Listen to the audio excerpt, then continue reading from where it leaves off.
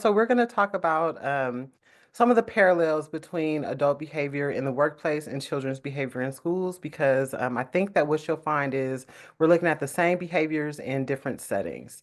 Devin did a really good job introducing me, but like she mentioned, I'm an ADR consultant and private practice mediator, focusing in special education dispute resolution, workplace and employment disputes. I have a bachelor's from USC in social science and psychology, a master's in forensic psychology, which is actually the study of criminal behavior and why people decide to get involved with criminal behavior. I have my master's in teacher education from Claremont Graduate University and my special education credentials, and a master's in dispute resolution from USC Gould School of Law. I currently am a professor at the University of Redlands in their graduate teacher education program. I teach a class called the Foundations of Learning. I am a board member with SCMA. I'm also a board member and program advisory chair for the Western Justice Center. I do work closely with Kids Managing Conflict, but more as just like a program advisor. I got my start in education as a one-to-one aide, and I worked as both a general and special education teacher for over 15 years. So today, these are some of the things I hope that you'll be able to do by the time that you're done with our presentation today. So first, to identify the four primary functions of behavior and apply them in workplace settings. Recognize the five underlying human needs that drive behavior across contexts. Draw parallels between student and adult behaviors and the unmet needs behind them. Reflect on your own workplace experiences through a behavior-informed and empathy-based lens, and also apply some strategies to support behavioral needs in a professional environment. So why does this matter? Um, I think generally people hold children and adults to different behavioral standards, and being able to understand behavior through the lens of function and need helps promote empathy and effectiveness. This approach really enhances relationships, productivity, and conflict resolution. And as I'm going to point out to you, like I said, even though we hold adults and children to different behavioral standards, the base reason why people express themselves behaviorally is really coming from the same place. So the first thing that we're going to look at is the amygdala hijack. So this term was coined by Daniel Goldman, a psychologist and science journalist, in his 1995 book, Emotional Intelligence: Why It Can Matter More Than IQ. He used the term to describe an immediate and overwhelming emotional response that is out of proportion to the stimulus, triggered by the amygdala bypassing the rational brain. Um, Being able to understand the amygdala's role in stress responses will really help you guys to respond to behavior and to behavior with empathy instead of judgment. So the amygdala is the brain's alarm system. It reacts to perceived threats before the rational brain can even kick in. If you think about your brain like a fist, this is where the amygdala lives, which is in the reptilian part of your brain. Your midbrain is responsible for like your emotions, and then the prefrontal cortex is where your higher order thinking skills live. So your ability to reason. When you're really stressed out, you're going to be stuck in your amygdala. And that's why we refer to it as a hijack, because it literally just takes over your logical thinking abilities. And this happens when a person is experiencing any type of stress, fear, and overwhelm. And this reaction can lead to behaviors such as yelling, shutting down, fleeing, or freezing, what we typically refer to as fight or flight, right? Um, Adults and children alike can experience this when their environment feels unsafe and their needs feel unmet. Behavior is often a reflection of the nervous system in survival mode and not necessarily a conscious choice to engage in misbehavior. So the four function of behavior come from the School of Applied Behavior Analysis and were popularized by Dr. Brian Iwata, a prominent psychologist in his field. His work, especially on functional behavior assessments, helped to kind of standardize how we understand and address behavior on its purpose. What are the important things to remember? I learned this in graduate school, and it's something that I tell every single student that I ever teach at any level, and also when I work with people in teams. all behavior is communication of something, right? People aren't just kind of behaving for no reason. It's coming from a genuine place. There are four major functions for behavior. The first is attention. So, behaviors done for attention occur to gain social attention from peers or adults or other people. Um, in action, it might be that a child might call out during class or act out because they want to be noticed, even if the attention is negative. So some people, they don't care where the attention comes from, positive or negative, and if it has to be through reprimand, they'll take that. Another function of behavior is escape or avoidance. So usually the behavior is used to get away from something that they don't like or that's undesirable, like a task or a demand, a specific situation, or even a person. So in the classroom, that might look like a student throwing their paper or leaving their seat to avoid a challenging assignment or becoming uncomfortable in a social situation. The third function is access to tangibles. So in this instance, the behavior is aimed at obtaining a specific item or activity that the person wants. Um, so for example, a child might scream or grab when denied a toy or a snack that they want, or maybe a teenager may argue to get more phone time. Um, the fourth function is sensory stimulation. So this behavior itself is internally reinforcing and meeting a sensory or emotional need without relying on any external output. So an example would be rocking or hand flapping or humming. These actions may feel good or calming to the person and aren't necessarily dependent on the responses of others. So what does that look like in the real world? So, for example, like I mentioned, if somebody is acting out for attention, for a student, that might look like calling out in class. But for an adult in their workplace, it might look like oversharing in meetings. Um, the function of escape in a classroom might look like avoiding an assignment, but in an adult workplace might look like dodging difficult tasks or meetings. Access to tangibles for a student might look like arguing for more screen time, but in the workplace, that might look like competing for resources or perks. And sensory in a classroom might look like tapping a pencil, whereas in the adult workplace, it might look like fidgeting or clicking your pen. So, in addition to the functions of behavior, behavior is also driven by really deep psychological needs, right? So, there's a theory of five underlying human needs that drive behavior. Those five needs are for connection, competence, autonomy, safety, survival, or fun novelty. This paradigm was crafted by Dr. William Glesser. This framework is a core component of his choice theory, which explains that human motivation and behavior across different contexts, including education, relationships, and work. So the first one, connection. There is a need to feel connected to others, whether that's through relationships, community, affection, and acceptance. So we may seek out friendships or family bonds, romantic relationships, and group memberships to fill this need. Isolation or rejection can really trigger significant distress for some people. The other underlying need is competence. So there's a need for people to feel capable, accomplished, respected, and to have a sense of self-worth generally. So in action, these people often survive or often are striving to meet this need through learning, mastering skills, receiving recognition, or influencing their own environment. People also have a need for autonomy. Um, the need for independence and the ability to make their own choices. So when people feel like they're being overly controlled, they may rebel or withdraw. Freedom is met when individuals can express themselves and have agency over their decisions. Safety or survival is the most basic need and includes physical necessities like food, water, shelter, safety, and health.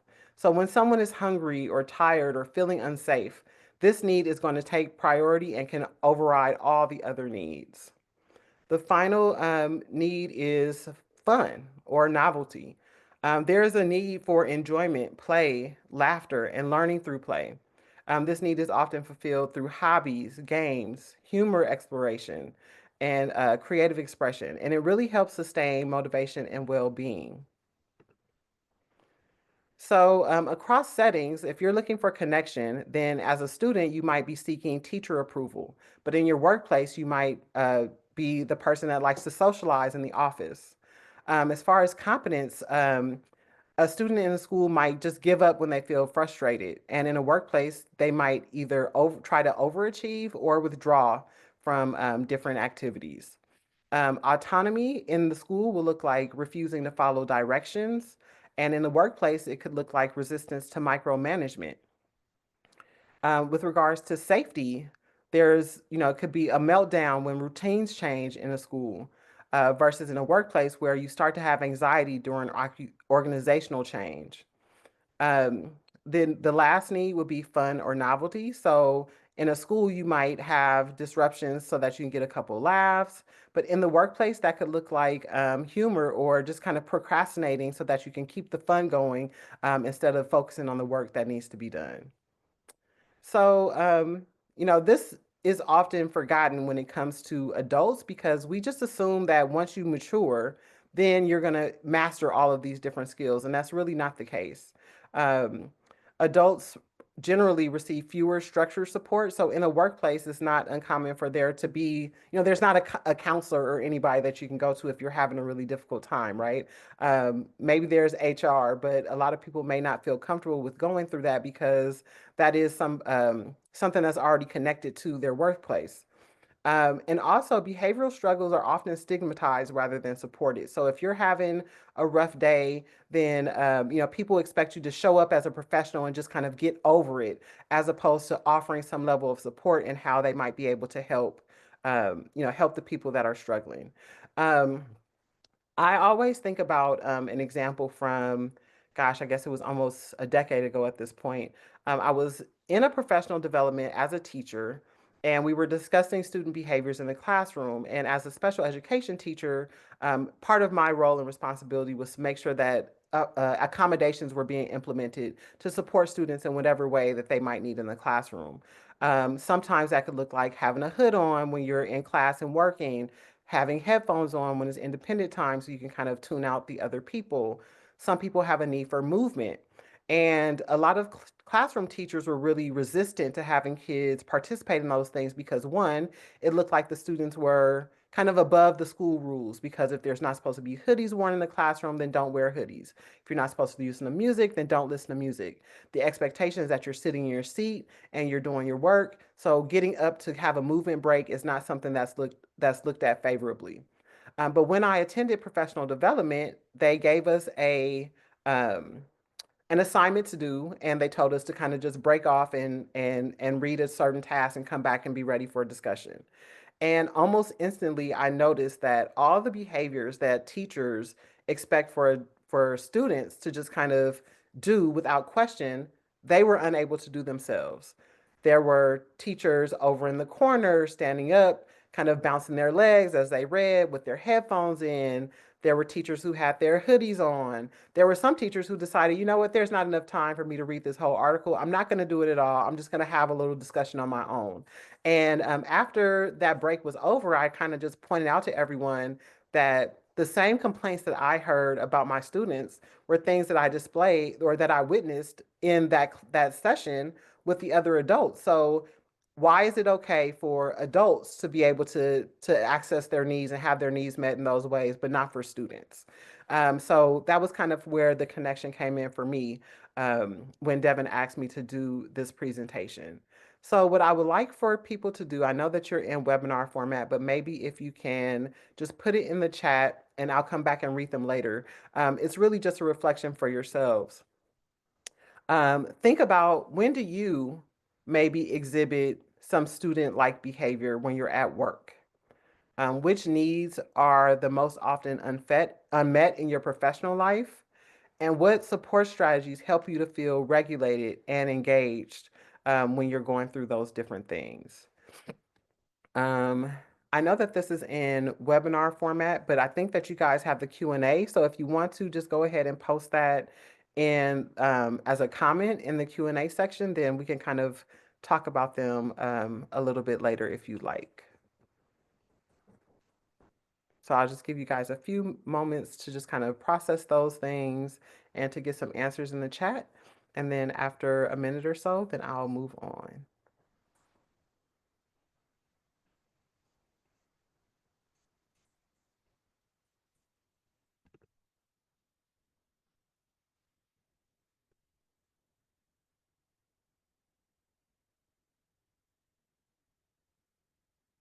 All right, so hopefully you guys are able to think of some different examples.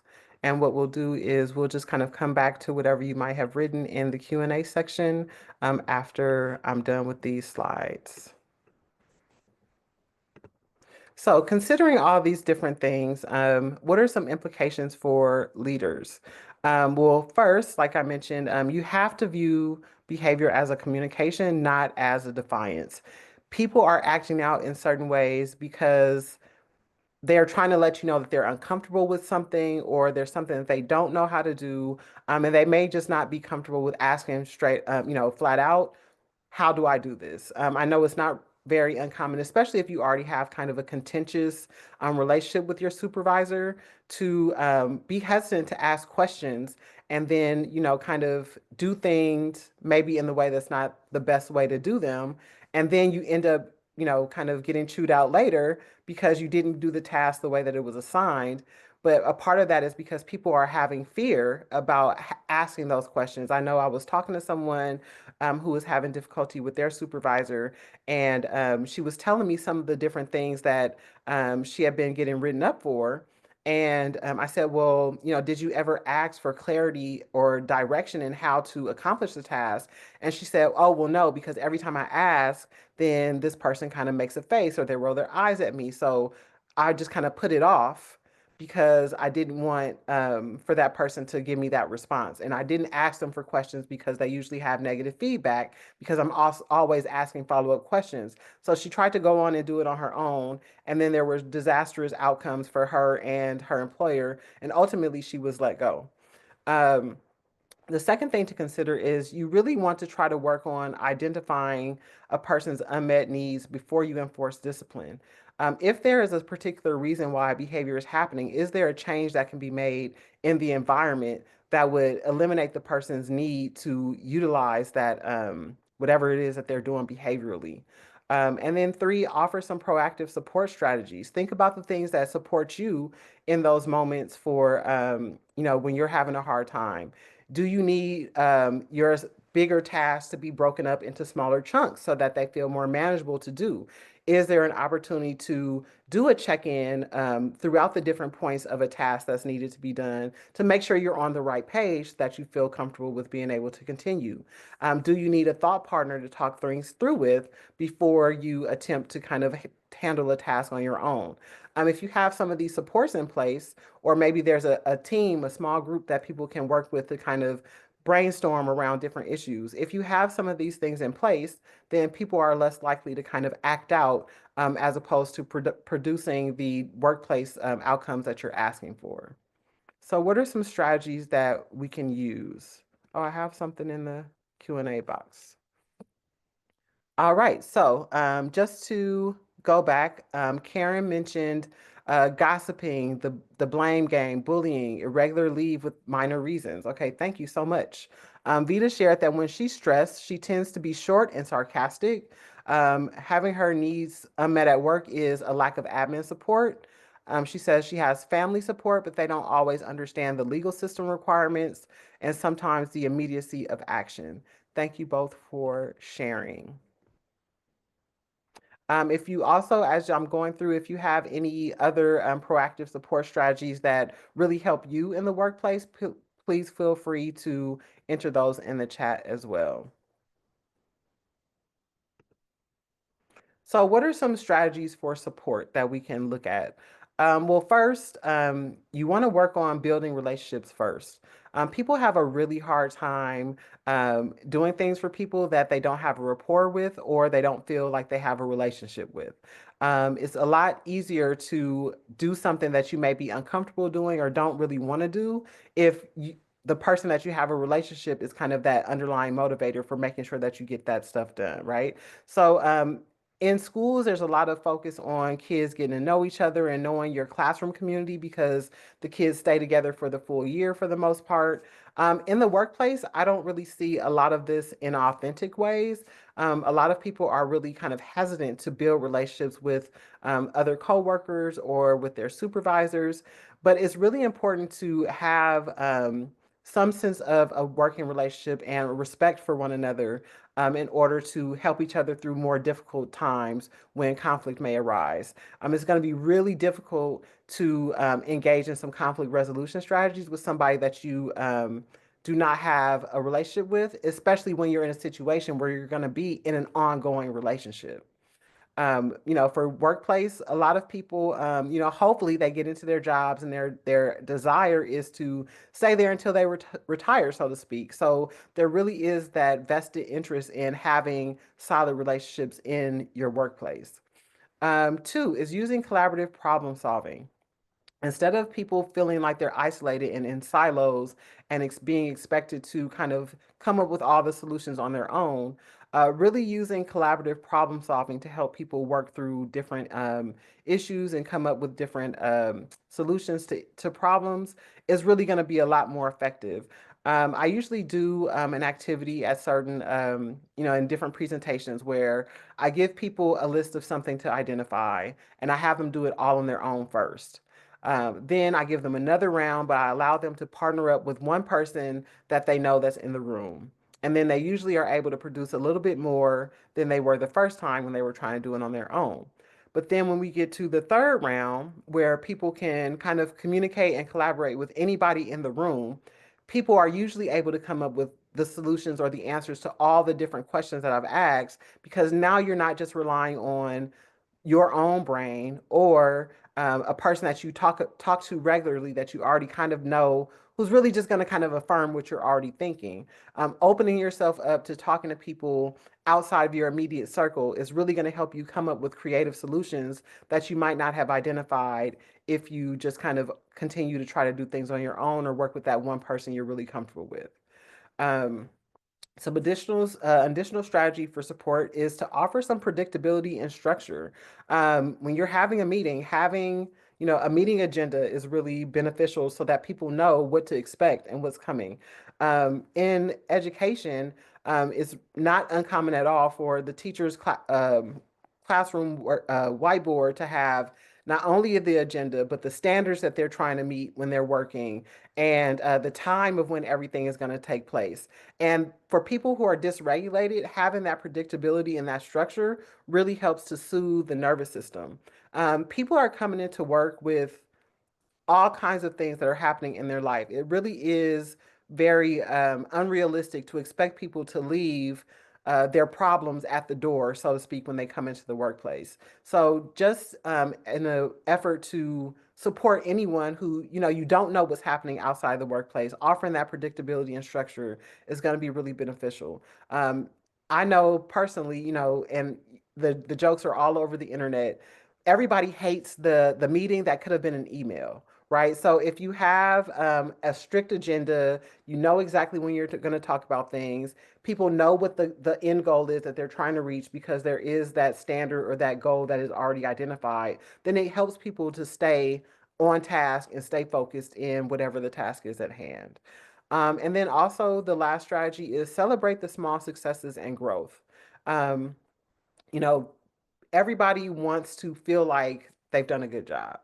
And just a little acknowledgement from an employer or from, as mediators for our clients, just acknowledging the small things is really going to help them stay engaged in the process, right? When things are really difficult, one thing I like to tell my clients is, hey, look at how hard we worked to get through this one thing, right? Like, and that thing was major. So, let's continue to build upon that success so that we can have more opportunities for success moving forward.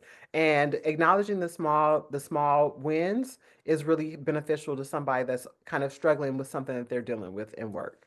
So I would like for you guys to take a few moments. I'm going to put these questions up and then I'd like for you to respond in the Q&A section, just kind of reflect in a reflection.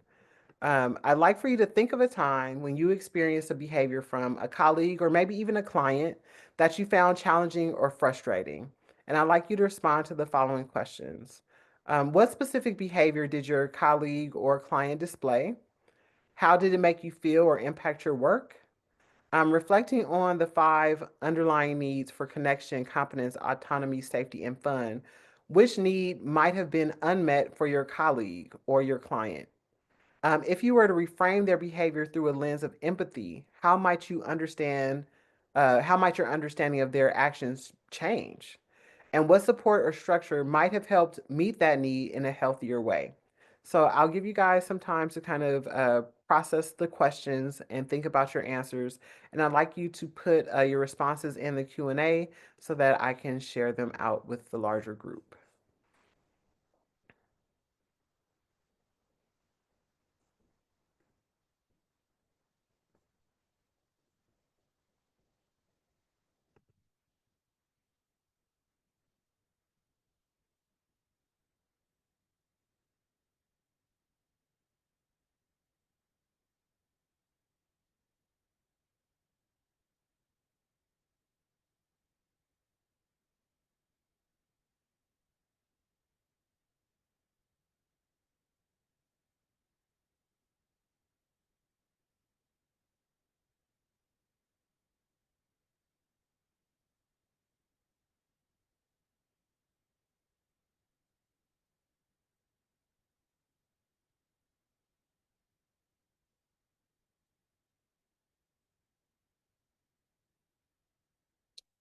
All right. Any takers? Anybody want to share or respond? I believe that in the webinar format, you can allow people to speak. So I'd be happy to do that if anybody wanted to share. All right, so anonymous attendee stated that there was a client who did not meet deadlines. It made their job really impossible to effectively represent them, and they did not understand the legal process. Thank you. Patrick Down said a common one is when the boss is upset with a brief. That behavior might be driven by competency. A solution is to give the brief earlier or at least an outline so there's more time to make changes and less pressure for anyone. Thank you so much for sharing. Anybody else want to kind of share their response to those questions?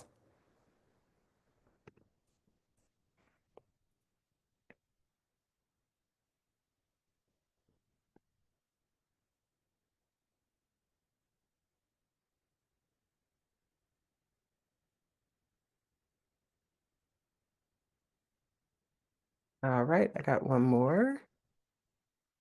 So Anonymous said that a partner called on the weekend and asked for an update for something that was due weeks in the future, and which made you feel like your time was not as valuable as theirs. Awesome. Thank you so much for sharing. All right, and now I'll give just a couple minutes for a couple more people to respond before we move on.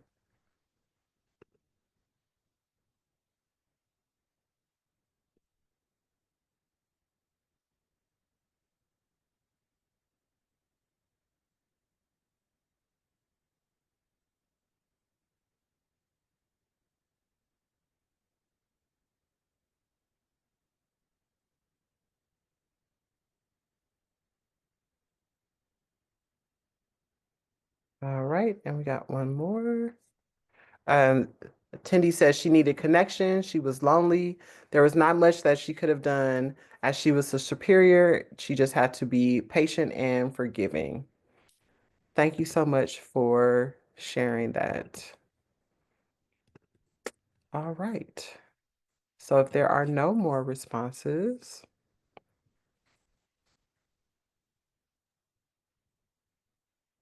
so before we jump into questions, I just want you to kind of think about this quote that's adapted from Dr. Ross Green. When we understand the why behind behavior, we can shift from reacting to responding, which really is kind of the key here. You want to try to make sure that you have a complete picture of what's going on with the person that is experiencing or displaying whatever behavior that looks unfavorable or is not something that you prefer.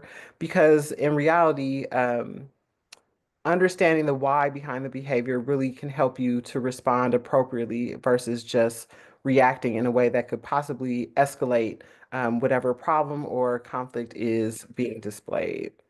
So I am going to turn it over to you guys for questions. I also have some questions that Devin had posed to me prior to this presentation coming together that I wanted to kind of discuss. Um, and you guys can make comments or you can ask your own questions and I'll respond to them. So we can do that. I have one more in the Q&A box. So Vita says, I guess I'm lucky because I can't recall any colleague displaying conduct that frustrated or challenged me. My kids, on the other hand, judges who don't read pleadings is pretty frustrating. However, I can't criticize them in open court. I know they are overlooked and shorthanded, but it's my work that's not being valued. I guess I can call the clerk to see what's up. Okay, well, thank you so much for sharing, Vita. All right. So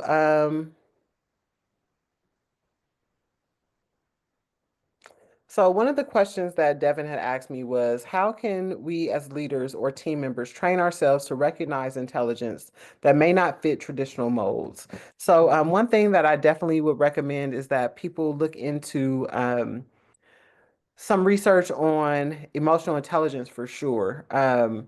Just kind of knowing how to listen to people and how to kind of be more aware and responsive of when people are having a difficult time emotionally, understanding where you are with your emotional intelligence and how you tend to respond to people is also going to be really helpful. Um, Taking the time to kind of learn a little bit more about how stress impacts your brain and its ability to function. In reality, like you can be a genius, right? And have knowledge on your area of expertise, but if you're in a high enough place of stress, your brain is not going to function the way that it typically does. So that's something to definitely do some more information about. Um, in the Q&A, I see it says, when opposing counsel is being condescending and aggressive, how can we keep from taking it personally and respond to it in a level-headed way that's advantageous to your clients? So I think that, for me and anybody else can respond. I'm not like the expert of all things, but this can kind of be more of a discussion than just, me sharing everything if you guys are open to that, because I definitely lean on the, experiences of the people that are in the room. Um, but I would say like the best thing is to be aware of yourself and your own reactions. If you can identify that they are being condescending and aggressive, I always try to kind of take that opposite approach. I'm not going to be aggressive with somebody else that's being aggressive because all that's going to do is continue to escalate. So instead of raising my voice, I might soften my tone. I always am very conscious of what my face is communicating. So trying to make sure that I'm not, kind of giving them the reaction that they're looking for. I feel like a lot of times people that have kind of a more condescending and aggressive tone and disposition, especially when it's in a situation where you're in you might be in a mediation or in on at a trial. Um, that's their posture that they put on for their client. That's them performing, and they're looking for that response so that they can kind of up the ante. So I would say to kind of maybe not meet them with that same energy and, kind of make sure that you're keeping yourself clear and clear-headed and focused on what's important. Karen says that her boss during one of her experiences during an apprentice position had clear and reasonable expectations, but often seemed unsure about delegation of tasks and frequently stepping in or changing directions mid-task. This created confusion and frustration, likely stemming from an unmet need for control or competence, which clearer roles and trust building could have supported. Absolutely. Thank you so much for sharing, Karen. Does anybody have any additional questions that they'd like to ask or other comments that they'd like to make?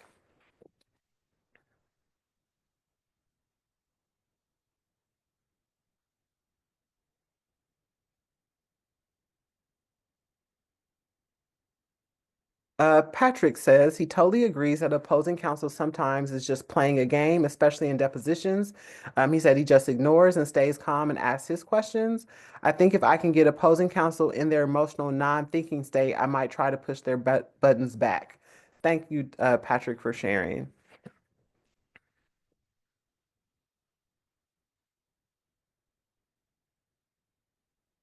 So another question that was asked of me by Devin was, in my experience as a professor and mediator, how do I approach difficult conversations where emotions run high and misunderstandings are likely? One thing that I like to do is try to really actively listen to make sure that I'm understanding and I'm trying to identify where the source of the emotions are coming from.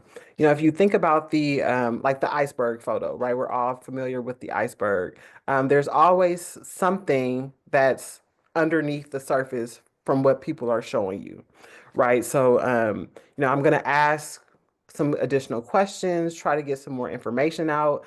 I'm going to try to affirm there where I hear them kind of expressing any type of emotion and just really check in on if I'm picking up on the right thing that's coming up for that person. Because if you can identify what the underlying need is and mention it to the person and they acknowledge that that actually is what they're going through, they're automatically going to come down a little bit on their defensiveness and be a little bit more open to have continuing the conversation because now they're operating from a place of where they actually feel like they are being heard and understood because somebody was able to recognize their unmet need in that moment.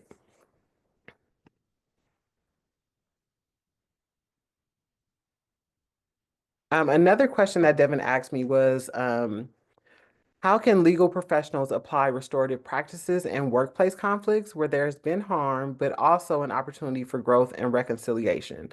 So, restorative practices is generally just a really great tool to have in your tool belt because it really focuses on repair over just punishment.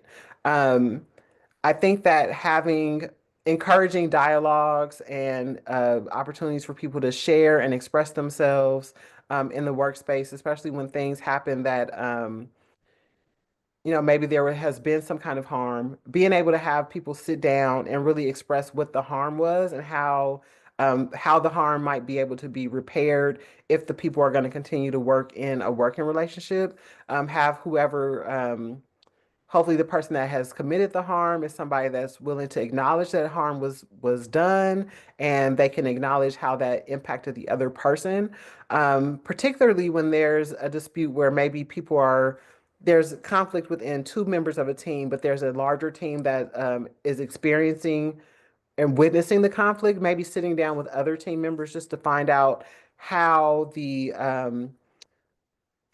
conflict between those particular people is impacting the rest of the team.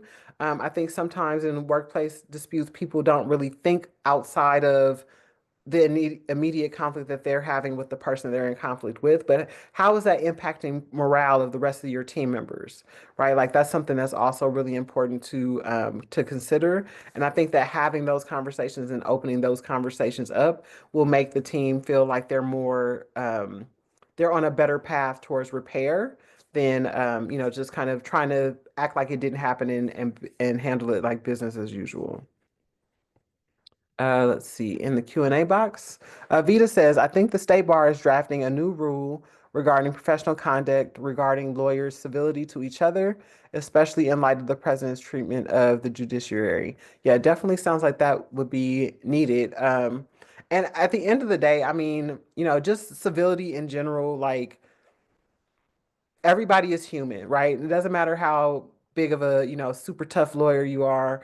You're still a human at the end of the day. And I think that just kind of starting to look at each other as humans again and really humanizing the people that are in front of us.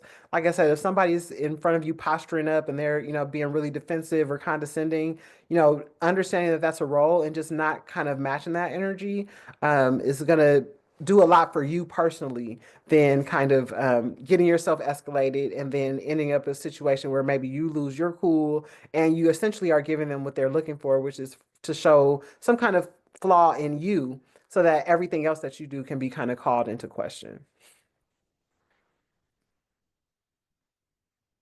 Um,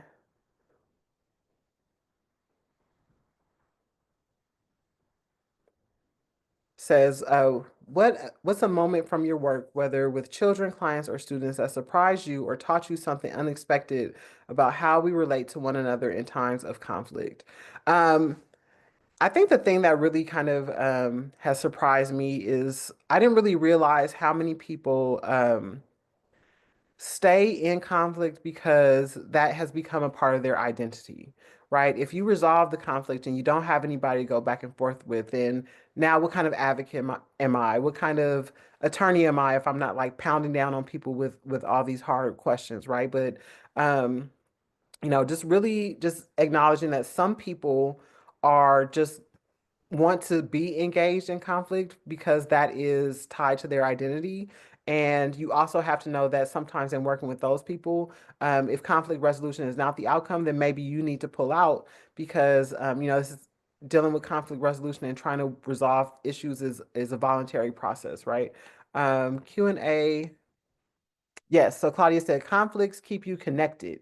Absolutely, right? So if as long as we're in conflict, then we have to still be talking, we're still going back and forth, and then once that's resolved, then I don't have anything to talk to you about anymore, or we don't have anything to keep communicating about. And for some people, that's what they're hoping for. So disengaging could help you a lot, just from a mental health standpoint, because conflict resolution really is so much better for our mental health than staying in deep conflict with other people. But some people, like I said, they kind of live for that connection. They want to keep that conflict going because that fight makes them feel like they have a sense of purpose, when they could really redirect that in some other area.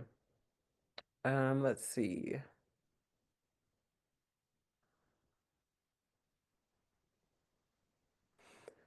So it says, from your work in disability advocacy and special education mediation, you have seen how systems can either support or hinder inclusion. What are some concrete steps workplaces can take to ensure that they are meeting people where they are, rather than expecting everyone to conform to a single communication or problem-solving model? So I think really it's just kind of doing a little bit of digging into what people's communication style actually is and how they prefer to communicate and how they prefer to problem solve.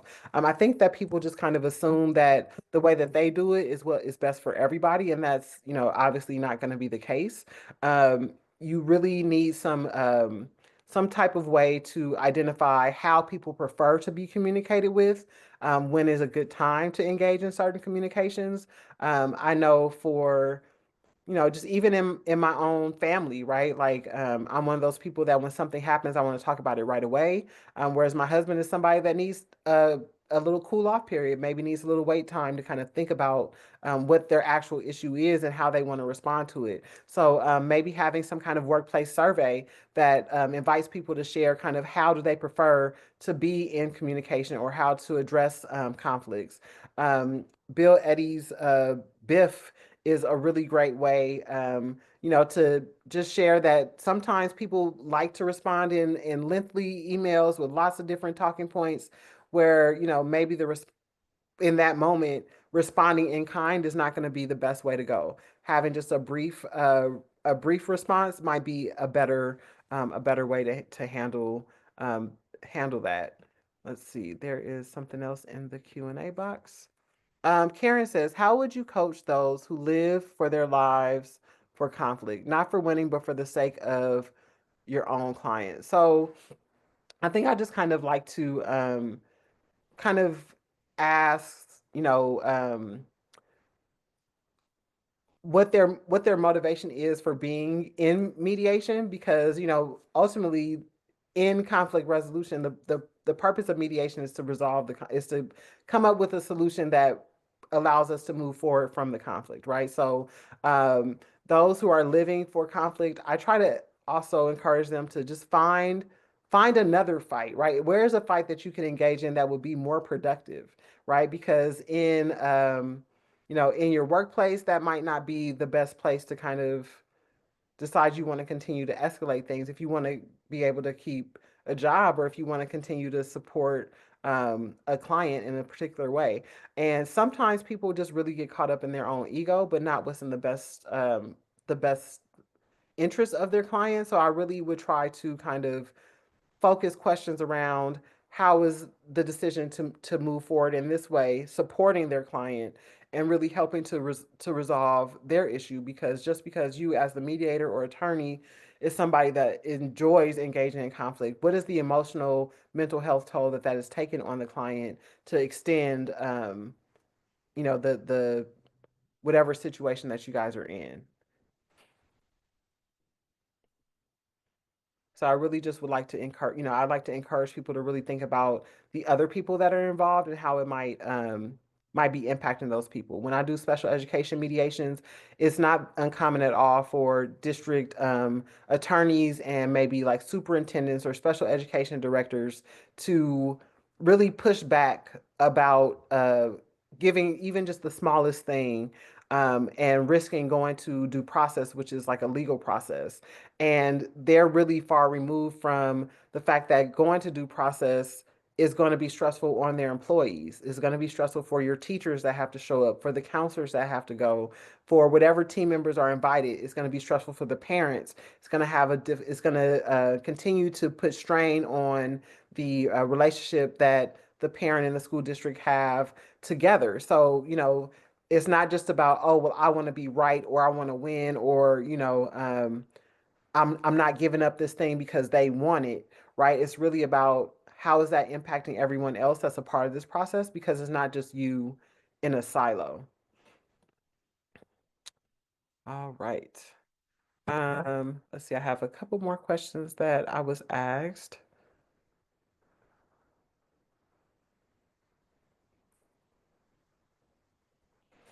I think that I kind of have answered this already. It says people often assume that professionalism means leaving emotions at the door. What is your take on this idea, especially in light of your work with emotional intelligence and conflict resolution? So, yeah, I think that that's a complete fallacy. Just to assume that people are leaving their emotions at the door is completely unrealistic of how people actually move through life, right? Like your emotions are with you. Um, I kind of encourage people to outwardly share if they're having a day that's a little bit off or different than normal, so that people anticipate already that that something is different about them today, right? I think that, open communication is the best way to kind of uh, move past that idea that your professionalism means that you just kind of leave it there. Your professionalism for me would be letting people know that you are very well aware of where you are and how you're showing up in this moment, and that you may, step up or step back a little bit as a result of that, because you don't want to have a reaction that's disproportionate to the issue that you're discussing. Um, Karen says, thank you for your responses, and this was insightful. I love the work that WJC and Kids Managing Conflict do. A last question about the role of ombuds. If you're in a workplace, how acceptable is it for the employer in terms of costs, and are small organizations willing to do it? So I don't know if anybody wants to talk about the role of an ombuds in the workplace, or how cost effective that is for small organizations. My organization is a one woman organization, so I definitely don't, I'm my own ombuds, right? But I think that one thing that I kind of notice is that just being a person that's an ombuds seems to be different, because you still work for university or whatever organization that you work for. And the benefit of being like a third party neutral that is contracted by somewhere else and doesn't really get paid by anybody directly is that I don't feel like my job is at risk if I don't find it favorable to one party or the other. Whereas maybe if you're an ombuds in a workplace, having to kind of manage the fact that you have to kind of pass on information to supervisors, but you still work for the organization. And so, there may be some kind of hesitance or fear of breaking down the issue exactly as you're seeing it, because you still are an employee. So that's kind of one of the differences that I could potentially see. But I think that it definitely has been beneficial in different areas that I've seen. I know a couple of special education districts that have and ombuds that work within the district. And it's just a nice opportunity for staff or parents to ask questions and try to get an answer before they try to go directly to whoever they're in conflict with, but just to kind of as a opportunity to brainstorm and think of other ways that they might be able to move towards a solution. So it kind of could be a part of that collaborative problem solving. If you have an ombuds there, that's somebody that's not as directly connected to the work that you're doing, that can kind of give you some ideas on how to creatively and constructively look for a problem to a solution to a problem. So I would suppose that that would be a way that organizations could utilize that. But if anybody else has any suggestions, then maybe we can help Karen or Karan. I'm sorry if I'm mispronouncing your name. I also don't like um, name microaggressions either. But so I'll see if anybody has anything else that they'd like to share. And it appears not, and it's 12:54. These things can go by so quickly. So I just want to thank you guys for listening. Webinar format is a little bit clumsier just because I'm just talking and I can't see anybody and I can't, engage with you and back and forth, which is, something I prefer, but it's totally fine. I thank you for being here and for listening. For those of you who did put questions or comments in the chat box to engage, I appreciate that. I am also going to, this is my information if you want to reach out to me. I'm going to provide Devin with a copy of the slides. My TED Talk is linked to the presentation, so please feel free to check it out. I talked about the use of words and word choice and how that impacts our bodies and our brain. So please feel free to check that out. And if there is nothing else, let's see. Mindy, thank you. I appreciate you. All right, if there's nothing else, that's all, but feel free to take my contact information and to reach out, give me a call. I'm available for trainings, for mediations, for coaching, whatever your needs may be. So as a trauma-informed mediator, sometimes I feel like, my approach to mediation is a little different from others. So if you would like more information about that and how that impacts my practice, feel free to reach out. And thank you guys so much for being here. Thank you so much, Crystal. That was an amazing presentation. I definitely learned a lot, and thank you all for attending. I will send out Crystal's information along with the slides and an evaluation for today's presentation.